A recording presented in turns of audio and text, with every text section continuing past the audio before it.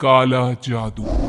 अपने बेटे रिशु के माथे से टपकते हुए पसीने को देखकर सविता की हालत खराब हो गई। ऐसा आज पहली बार नहीं हुआ जब रिशु नींद से घबरा कर जागा है। हाय मेरा बच्चा, न जाने किसकी नजर लग गई है तुझे। जब से मेरे बच्चे ने 10वीं के एग्जाम में स्कूल टॉप किया है तब से रोज बुरे बुरे सपने आने लगे हैं। हाँ माँ, मैंने आज फिर से एक काले साए को देखा। वो यहीं मेरी आंखों के सामने खड़ा था। माँ, माँ मुझे बचा लो माँ। वो मुझसे कह रहा था कि मुझसे बदला लेगा। माँ कहीं ये प्रशांत। चुप कर, कैसी बात कर रहा है? दोबारा उसका नाम मत लेना। तुझे पता है ना, उस प्रशांत ने आत्महत्या कर ली।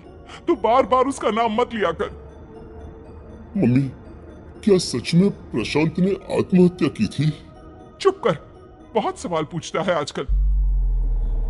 और फिर रात के वक्त सविता के पूरे घर में एक अजीब सा काला धुआं छाने लगा। गहरी नींद में सोई सविता की जैसे ही आंख खुली उसका दम घुटने लगा। वो दौड़कर रिशु के रूम की तरफ गई जहां उसके दरवाजे पर घूमती एक काली परछाई देख वो बुरी तरह से घबरा गई। कौन है वहां? कौन है? सामने आओ। ये मैं हूं, तुम्हारी काली करतूत।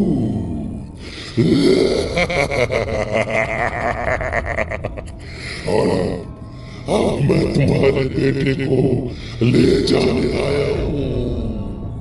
नहीं, मेरे बच्चे को छोड़ दो प्लीज। मेरे रिशु को कुछ मत करना। वो परछाई रिशु के कमरे में घुस जाती है। सविता भी उसके पीछे पीछे दौड़कर जाती है और देखती है कि अब वो साया साफ नजर आ रहा था। वो सर से पैर तक खून में सना हुआ था और उसके शरीर के सारे अंग कटे फटे हैं। क्या चाहिए तुम्हें? तुम जो बोलोगे मैं करूंगी, लेकिन मेरे रिशु को छोड़ दो। उस परछाई ने रिशु को गर्दन से पकड़कर दीवार के सहारे हवा में उछाल दिया। रिशु जोर जोर से चिल्लाने लगा। माँ बचाओ मुझे, बचा लो माँ। ये मुझे मार डालेगा। माँ मुझे बचा लो माँ। नहीं, ऐसा मत करो। मुझे मार दो लेकिन मेरे बच्चे को छोड़ दो। मैं तुम्हारे आगे हाथ जोड़ती हूँ। वो परछाई रिशु को जमीन पर गिरा देती है और अचानक वहां से गायब हो जाती है। रिशु, मेरा बच्चा, तू ठीक था ना? कुछ बोल बेटा, क्या हुआ है तुझे? मैं ठीक हूँ माँ। क्या हुआ था यहाँ पर? कुछ नहीं बेटा, कुछ नहीं। तू परेशान मत हो। हम कल ही गांव के बाहर जो तांत्रिक महाराज रहते हैं उनके पास चलेंगे। ठीक है माँ, हम जल्द ही उनके पास चलेंगे। मुझे बहुत डर लग रहा है माँ। ये बार बार मुझे डरावने सपने आना, ये सब हमारे साथ क्यों हो रहा है माँ? अगले दिन सविता अपने बेटे रिशु को लेकर गांव के बाहर तांत्रिक के पास जाती है। जिस जगह पर तांत्रिक रहा करता था वो जगह बहुत डरावनी थी। चारों तरफ कंकाल और भूतियां नजर आ रही थी। गांव से दूर वीराने में उस जगह पर जोर से आंधी चल रही थी। रिशु ने डर कर अपनी माँ का हाथ पकड़ लिया।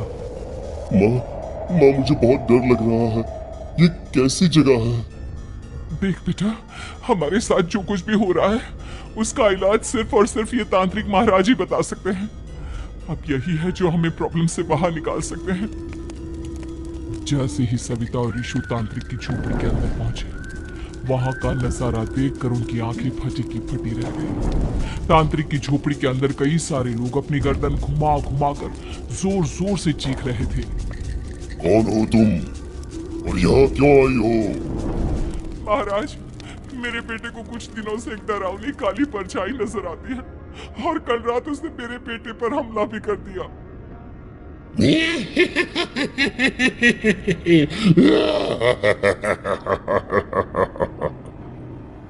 मम्मी हमें यहाँ से चलना चाहिए। ये जगह मुझे ठीक नहीं लगती।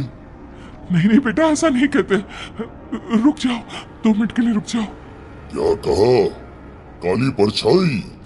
तुम्हारे बेटे पर किसी काली परछाई ने हमला किया? हाँ महाराज, वो कह रही थी कि वो मेरे बेटे को कुछ कर देगी। कोई उपाय बताइए महाराज, मेरे बेटे के साथ कुछ गलत नहीं होना चाहिए। तुमने किसी दूसरे के साथ गलत किया है। तो तुम्हारे साथ भी गलत होकर ही रहेगा।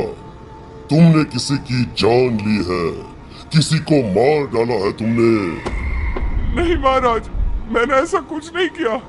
मैंने किसी की जान नहीं ली। मुझे कोई उपाय बताइए। लगता है तुम इतनी आसानी से नहीं मानोगी। मैं तुम्हें अभी उस काली परछाई से मिलवा देता हूँ और वही सारा सच तुम्हारे सामने लेकर आएगा। हाँ? सविता और ऋषु ने डर के मारे अपनी आंखें बंद कर ली। तभी अचानक तांत्रिक की झोपड़ी में अजीबोगरीब आवाजें गूंजने लगी। सविता और ऋषु बुरी तरह से कांप रहे थे। आंखें खोलो और अपने सामने देखो। क्या यही है वो जिससे तुम कल रात को मिली थी? बताओ मुझे। हाँ, इसने कल रात मेरे बेटे के ऊपर हमला किया था। ये उसी लड़के की भटकती हुई आत्मा है जिसे कुछ दिन पहले तुमने मार डाला था। मम्मी ये महाराज क्या कह रहे हैं? क्या सच में आपने किसी की जान ली है, किसी को मार डाला है? अगर हाँ तो बताइए ना मम्मी, किसको मारा है आपने? किसको?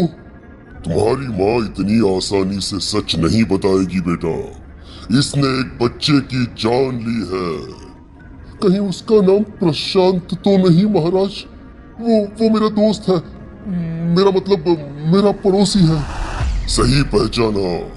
देखा सविता, तुम्हारा खुद का बेटा भी जानता है कि तुमने किसी के प्राणों की बलि चढ़ा दी और इसीलिए अब उसकी बुरी आत्मा तुम्हारे घर में भटकती है। मुझे माफ कर दीजिए महाराज, मुझसे बहुत बड़ी गलती हो गई। प्रशांत हमारे पड़ोसी का बेटा था। हर बार उसके नंबर मेरे बेटे से ज्यादा आते थे और इसलिए मैंने उसके कमरे के बाहर काला जादू किया था, पर मुझे नहीं पता था कि वो मर जाएगा।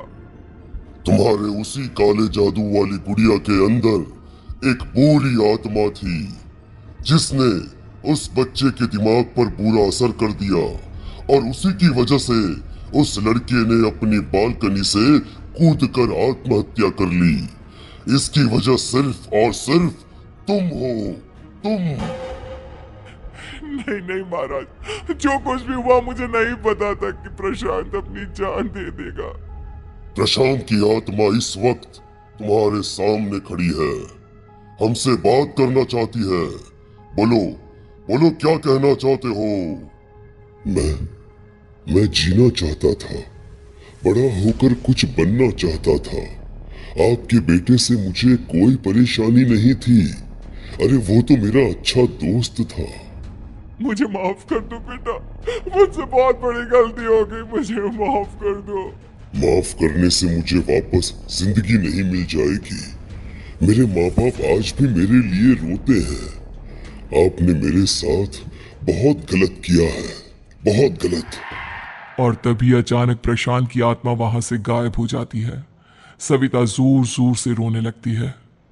सुन लिया तुमने? ये तुम्हारे अपने ही किए हुए पाप हैं जो इस तरह से तुम्हारे सामने आ रहे हैं। माँ, ये आपने अच्छा नहीं किया। सिर्फ 10th बोर्ड के एग्जाम में मैं टॉप कर पाऊं, इसीलिए आपने मेरे दोस्त के ऊपर काला जादू कर दिया। नहीं मम्मी नहीं, अब हम कभी खुश नहीं रह पाएंगे, कभी नहीं। मेरे दोस्त की आत्मा को कभी शांति नहीं मिलेगी मम्मी, कभी नहीं। लेकिन मैंने जो कुछ भी किया सिर्फ तुम्हारे लिए किया। वो लड़का हमेशा फर्स्ट पोजीशन पर आ जाता था और इस वजह से हमेशा तुम्हारे मार्क्स कम पड़ते थे। मैंने तो सिर्फ उस पर एक छोटा सा काला जादू किया था बेटा। मुझे क्या पता था कि उसका ये नतीजा निकलेगा। जिस गुड़िया को तुमने उस लड़के के कमरे के दरवाजे पर लगाया था, दरअसल उसके अंदर एक बुरी आत्मा का प्रवेश हो गया था, जैसा कि अक्सर काला जादू करते समय हो जाता है।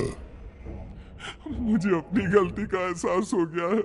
मैं प्रायश्चित करना चाहती हूँ, आप बताइए मैं क्या करूँ? प्रशांत के घर जाकर उस काली गुड़िया को वहां से निकालकर यहाँ लेकर आओ। मैं उसे आग में जलाकर राख कर दूंगा और उसके बाद प्रशांत की आत्मा को हमेशा के लिए मुक्ति मिल जाएगी। अगली रात सविता चुपचाप अपने पड़ोसी प्रशांत के घर जाती है। प्रशांत के माँ बाप प्रशांत की मौत के बाद उस घर को छोड़कर हमेशा के लिए वहां से चले गए थे। जैसे ही सविता उस घर के अंदर कदम रखती है, उसका सामना अजीबोगरीब हैवानियत से भरी आवाजों से होने लगता है। ऐसा लग रहा था जैसे कोई बुरी तरह से चीख रहा हो। सविता जैसे ही प्रशांत के कमरे के बाहर पहुंचती है, वहां पर लटकी हुई गुड़िया के शरीर से खून टपकने लगता है। ये क्या हो रहा है? इस गुड़िया के शरीर से खून क्यों टपक रहा है? सविता हिम्मत करते हुए उस गुड़िया को वहां से उतारने की कोशिश करती है, लेकिन तभी अचानक से बहुत भयानक दिखने वाली औरत उसकी आंखों के सामने आकर खड़ी हो जाती है।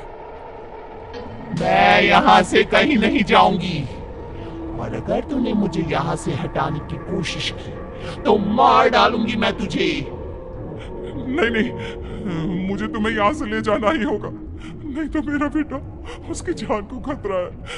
मैं तुम्हें नहीं छोड़ सकती। अगर तुम्हारे अंदर हिम्मत है तो मुझे इस घर से बाहर ले जाकर दिखाओ।